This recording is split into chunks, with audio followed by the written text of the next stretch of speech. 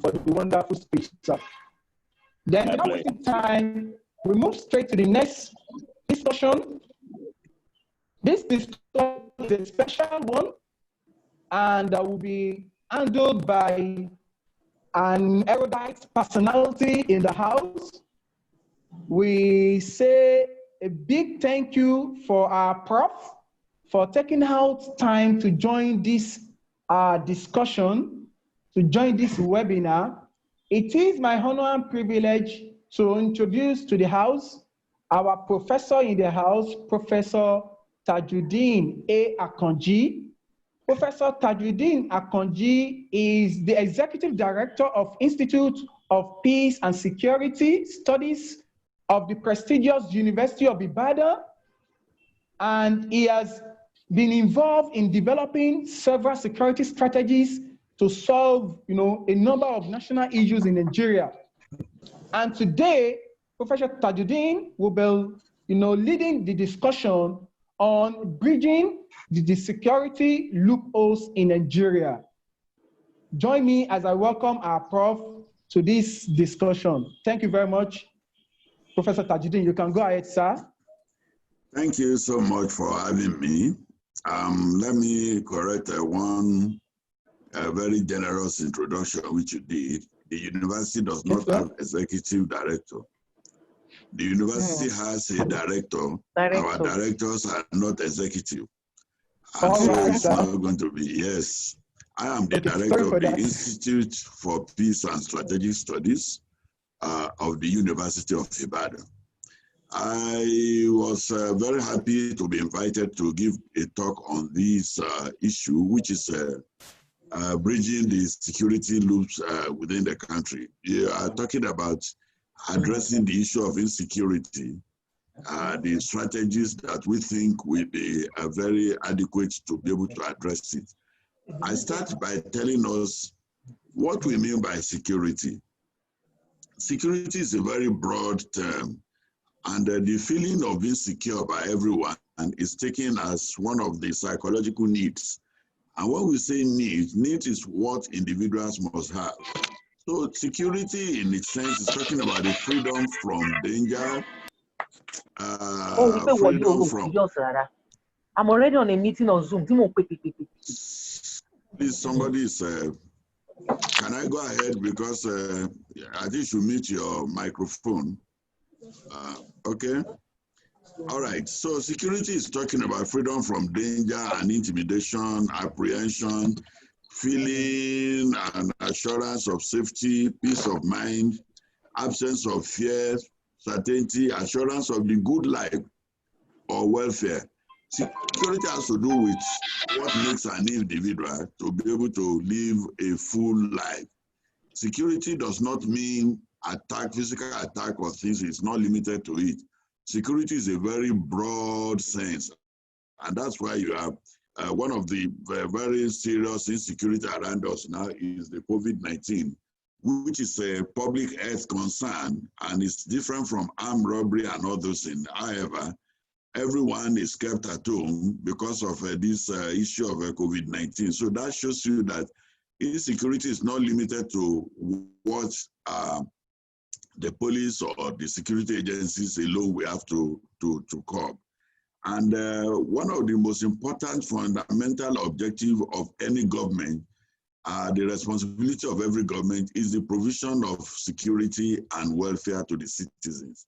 And so you see how important it is, because it is only a secure citizen who can contribute to development of the nation. And that is why, if you look at one of the most important documents launched by our president some few months ago, that was the National Security Strategy. The first national objective as contained in that document is the protection of the Nigerian people and territory by strengthening and equipping the security agencies to comprehensively and decisively address all domestic and external threats to Nigeria's sovereignty and territorial integrity. So security has to do with protecting the people and protecting the territory. Because I don't have so much time, I was told that I don't have more than 20 minutes to be able to talk on this. there are certain aspects of insecurity that we have to just cut off so that I can go straight to the aspect that I'm supposed to address. But when we are talking about bridging, curbing insecurity in Nigeria, addressing insecurity, we need to understand what are those things that are actually threats to our security. So many things can be likened to be threats, but specifically those that we can see around us, some of those things that we can see. We have terrorism and violent extremism. It's one of those things that we see around us now. Some few years back, if they told you that in Nigeria will strap bomb around himself and just go and jump and kill himself and kill others, you would probably say it was impossible. But now we experience that. We also have armed banditry and kidnapping. One of the most important things that we see happening, especially in every part of the nation. We have the farmer-herder conflict, which is very important to us because it has a number of implications, security implications, food security implication, and all these other crises that we see. We also have the issue which is not taken so seriously by others, but it's also a security threat, the issue of fake news and hate speeches, one of those things that actually affect us. Then we have transnational and organized crime. All these things, I'm going to talk about them very briefly later. Then piracy and sea robbery, porous borders, these are threats to our security. Socio-political threats, economic challenges, poverty, they say, is worse than leprosy. This is also a very serious security threat. In fact, some people, when they were asked to stay away from the street because of coronavirus, some will tell you that hunger virus is more dangerous than coronavirus. So they have refused to stay away from the street because they consider it as something. So when you have a large population of people that are poor, that are hungry, you are actually talking about promoting insecurity. Then the issue of environmental degradation. And then we also have a number of things that we can call internal fragilities. Internal fragilities is because in Nigeria, as we see today, we have about 250 different ethnic groups, or even more than that. Some will say it's about 300, 400. Each person trying to make sure that they survive in the midst of the very scarce commodity and resources that we have. So these are threats. But what is very important to us today, because we are talking about the youth celebration, is the incidence of youth bulge. It may interest you to note that about 72% of the Nigerian population is 30 years and below. So which means that this nation actually belongs to the young people. So the rest are just on the other side. It is not that this is a thing that we brought from heaven or anywhere. The fact that people don't live long before they die again is also a very serious security threat. These are things that make the very young people to be very many. In other places, the reason why we have coronavirus at the beginning when it came, affecting a number of other nations more than it's affecting us, is because some of these nations have very many old people compared with the young people that are there. They control birth and also they live very long. But here, most of the population here are for young people.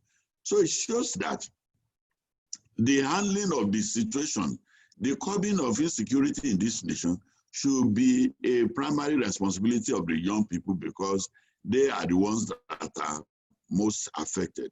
Now, we also have the scarcity of sources of dignified livelihood. Now you see people with very many degrees, many certificates, and they cannot live a dignified life. These are caused by the fact that there are no jobs around, and even the issue of leadership is also a very serious problem in this country. Many people are sent out of their jobs, and this is also creating rebellion and crime and dissidence. We also find out that most of the participants in violent conflicts, illegal money-making operations, such as cyber crimes, robberies, are mostly among the young people. It is not just because the young people are more delinquent than the older people. It is just because they constitute the most part of the population. The others don't live long before they die. Then the issue of a collapsed educational system. The people that are running the educational system of today were people that enjoyed the best education in the past. So, and they have now decided to mess up the entire thing. They only tell the young people their experience when they were in school, but they never tell them that they actually caused the collapse that we see that is happening around us now. So what are those sources that we have? Why is this insecurity a very serious problem now that we are looking at? Issue of globalization. Now, the globalization has broken barriers between nations, and it has made most things to be integrated, economies, people, and everything.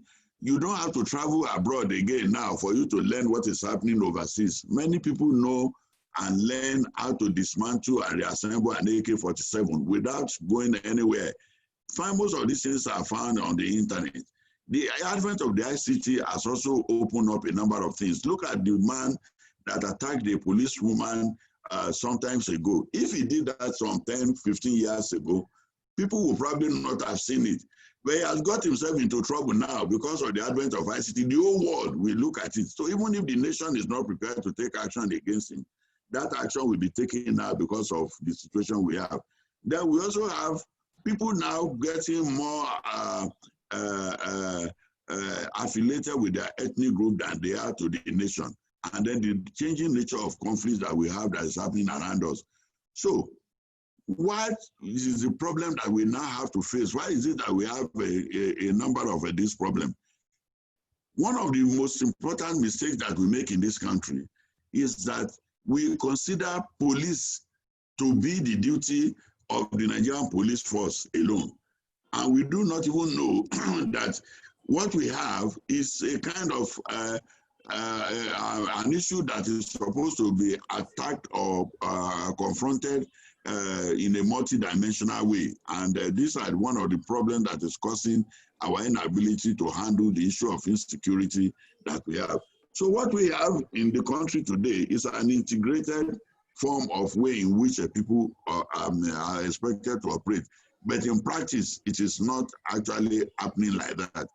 Now, we also have an issue of several agencies that are working virtually on the same thing and doing different things in different ways.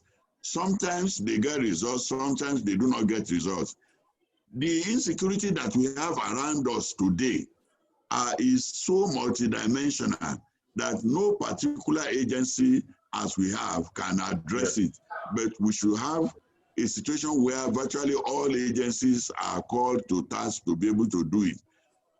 The laws that establish the police force, which gave it the mandate to be able to handle a number of issues, also established other agencies and gave them some of these mandates that actually overlap with what the police is expected to do. So these overlapping mandates is a very serious problem for us to be able to handle insecurity in our country. And for us to be able to handle security in an effective way, we need to look at the laws establishing the various agencies. I give an example. The law that established the police gives it the right to, the law says that Nigeria shall have only one police force, and it shall be known as the Nigerian police. And that particular agency has the mandate to be able to handle everything, including the protection of our assets, including even carrying out some military duties, which many of us do not even know that the police has by mandate the right to even carry out military duties when they are asked to do so. So, but the situation that we have is that the same nation established the security, Civil Defense Corps. It established the drug law enforcement agencies with mandates that are already covered by the police. And this is giving criminals the opportunity to be able to escape being arrested when they commit offenses. So what are the strategies that we are actually recommending that we look? There are so many strategies of addressing insecurity, but in all cases, all the strategies must be integrated, bringing all agencies to be able to come together. of the importance among the agencies that are expected to cooperate with the police to be able to achieve its result are the citizens. Because right now, the situation where you have a policeman from Zamfara State posted to Lagos to go and police the people. Now, this policeman from Zamfara State will need not less than 10, 15 years to be able to understand all the nooks and crannies of that particular place. By the time he's getting settled to be able to understand what is happening in that place, he's transferred and posted to another place. They bring in new people. And so they cannot be as perfect as the people that they're actually looking at. But the thing why community policing is one of the things that people are talking about now is that people are going back to the community in virtually everything that we are doing. And so the best approach is what we call an all of the people approach, in which case, not only the police, we have the citizens, we have everyone cooperating to be able to handle the situation. Now, if you look at the work of a policeman or any security agency, the most important resource that any security agency needs to be able to operate effectively is intelligence. How can police get adequate intelligence in an area that they do not know? When they get to that particular place, they may have to interact with the community there, the traditional rulers who know the people that are existing in those places, and the young people who are working in that place. But the problem is that the communities and the police that is working, they have the problem of trust. Mistrust is also a very serious problem that is actually looking at. So how can we, one of the first things that the first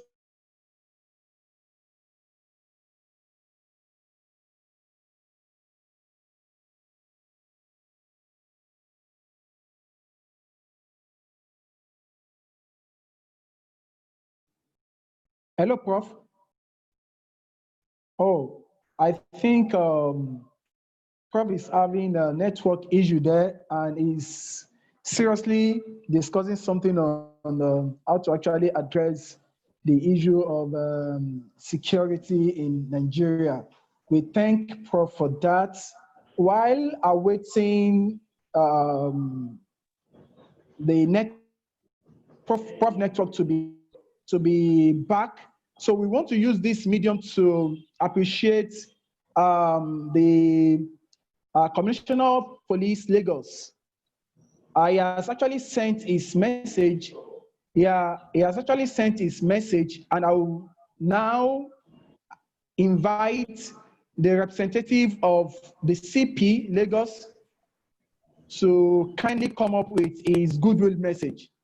That is the person representing CP Akim Odumosu. Have you cut me off? Hello? Oh, yeah, it was network, sir. It was network. It was the network, sir. You can continue, sir. Okay. Please, the representative of the Commissioner of Police should hold on. Prof, continue, sir. Okay. Thank you very much, sir. As I was saying, that the issue of trust became so very important in everything, all these things that we are talking about. But let me just quickly go before the network gets me this thing. What we are saying is that there are some globally recommended approach to be able to handle the issue of insecurity. But all these approaches... Hello, Prof, sir. Yeah. Prof, we want to plead with you to round up in the next 2 minutes, sir, because the CP wants to have a word with the participants. Okay. Thank you very much, sir. No problem. No problem. So what we say is that whatever strategy that you are going to employ must be towards the tenets of community policing, in which case everyone, including members of the community, including the young people, including the technocrats, including the police and other agencies working together. What we have now, instead of having agency cooperating together, what we have is agency rivalry. And this is not working for the security management of this nation. A situation where agencies rival each other because of so many other factors that we can talk about is not helping the situation. The police is actually the lead agency for internal security operations in Nigeria. But the situation we have now is such that the police needs to build up the trust among the people who are going to be able to be the source of intelligence, which is the most important instrument they need to be able to perform very well. Thank you very much. I think I can close at this point. Hello? Yeah, you are on, sir. We are listening. Yes, sir. so I've concluded saying that the approach that we should have is an all of the society approach in which all agencies cooperate together in an integrated manner to be able to contribute to security provision within the community. The situation now where we have interagency rivalry is not helping the situation. What we should talk about is interagency cooperation, collaboration, and coordination, where all agencies, including the civil society, are working together to help the security provisioning. Thank you so much for listening to me. I hope the opportunity will come again for us to. Oh, definitely, Prof. We quite appreciate you. We appreciate your wonderful delivery. In fact, you have taken us through so many aspects of our security architecture. We are very grateful. You started with the aspect of, the security, what it is as a phenomenon to the people, that security does not only stop at, the people or the property. It's something that has a very big coverage. And you actually told us what the responsibility of the government should be. And you told us what the president has just done on the national security strategy, which is to protect the life of every Nigerian and its territory. You actually told us the threat to security in Nigeria today, which are the realities of today. In fact, one of the issue you said that actually got me up is the aspect of poverty, which you said is even worse than leprosy. And today we don't consider that aspect of life when we are considering our security architecture in this country. In fact, you told us the role of the youth too. In fact, in curbing the rate of crime in Nigeria, as the youth has the largest population size. So we thank you all we thank you, sir, for the beautiful delivery, and we hope that we have questions on what you have just discussed with us now. In fact, the strategies you actually put in place is an inclusive one that accommodate all the agencies of government and even the people here. So we thank you for this. So on this note, I want the representative of the CP